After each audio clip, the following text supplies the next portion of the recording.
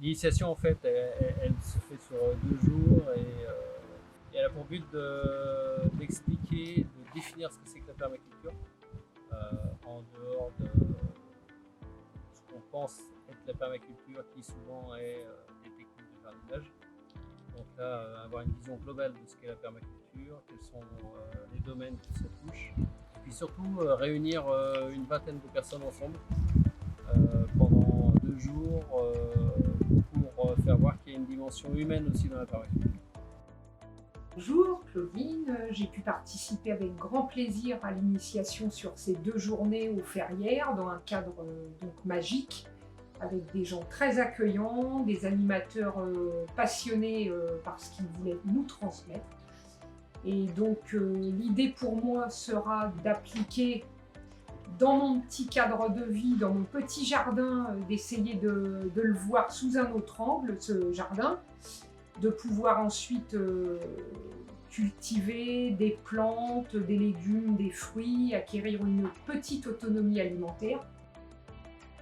Ce qu'on cherche à transmettre pendant une initiation, c'est déjà qu'ils repartent avec tout ce qui, une approche de ce qu'est vraiment la permaculture et qu'ils puissent commencer à expérimenter par eux-mêmes.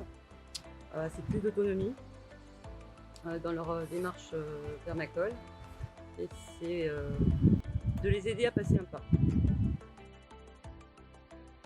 L'initiation amène des réponses aux diverses questions qu'on peut se poser sur quelles contraintes j'ai dans ma vie, comment je peux détourner ces contraintes pour arriver à la vision que j'ai de mon projet, quel qu'il soit, personnel, professionnel.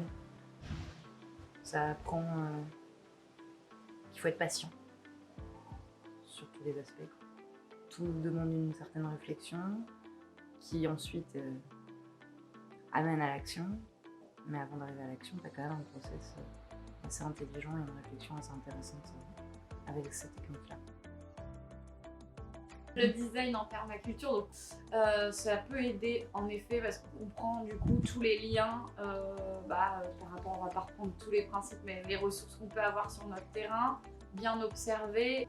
Et il y a vraiment cette notion que j'aime bien en permaculture, rien ne se perd, quoi. C'est vraiment, et c'est un peu la notion aussi, parce que moi je m'intéresse beaucoup au zéro déchet, donc c'est un peu la même notion où il n'y a pas de gâchis, et ce design nous aide à mettre en place le fait de jamais rien perdre, quoi.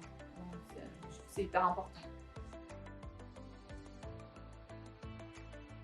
Pour moi, le design, ça m'a beaucoup apporté au niveau, on va dire qu'on structure en fait notre projet et qu'il y a une vraie démarche de structuration, de voilà, il faut faire ça, dans une certaine démarche, prendre le temps.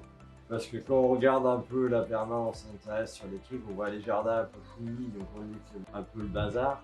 Et au final, il y a une énorme organisation derrière, une recherche derrière que j'ai vraiment découvert sur cette formation. Et ça nous permet aussi, pour un projet de vie, que nous on a envie de changer, de structurer notre propre projet de vie. Donc de se dire, je peux quitter mon boulot si je calcule bien, un exemple, pour mieux être en moi-même, toujours le côté humain qui est au centre de la permaculture. On peut tous être acteurs, chacun sur notre territoire. Il n'y a pas besoin d'avoir un jardin, on peut avoir un métier tout à fait différent et appliquer les concepts de la permaculture dans n'importe quel endroit de la société auquel on participe. Mais c'est vraiment prendre sa vie en main et changer le monde maintenant. Voilà, vous voulez que la société soit plus juste et plus équitable, venez faire une initiation à la permaculture.